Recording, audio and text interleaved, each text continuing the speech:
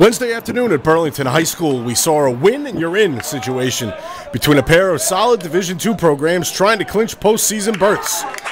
The host Red Devils needed a victory to finish the season with a .500 record, while a win by visiting Norwood would put them at .500 against teams in Divisions 2 and 3 and make them eligible for the MIAA tournament under the Sullivan rule. In the first half, it was all Burlington.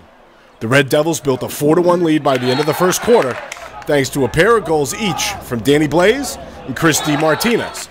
Then extended that lead to 6-2 by halftime as DiMartinez added his third and Nico DeRamos snapped off another one. Goalie play would be a big theme in this game, and Burlington's Ian Krieger was simply brilliant throughout. Krieger finished the day with 14 saves, 10 of those coming in the first half, and a number of which were of the highlight reel variety. At the other end, it was Norwood goalie Carl Baer, who more than held his own in the Mustangs' cage, splitting his 15 saves pretty evenly over both halves, and his work early on would later prove critical in that he kept his team as close as possible. Let's jump to the third quarter now as Norwood opens the frame as Tim Kent buries one of his 3 goals in the game. But Burlington responded with a man-up snipe by DiMartinez, his 4th of the day.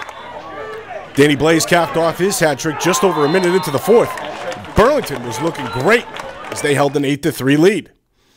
But as the popular saying goes, this is why they play the games.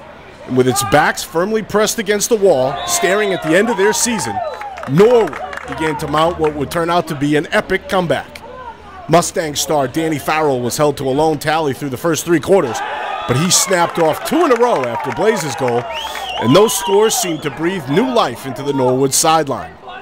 The Mustangs pulled it to within a goal on strikes by Mondo Piatelli and Kyle Sullivan, and then a big save by Bear at one end led to transition for the Mustangs that ended with Mike Roy firing in the tying goal with 4 minutes and 26 seconds left to play.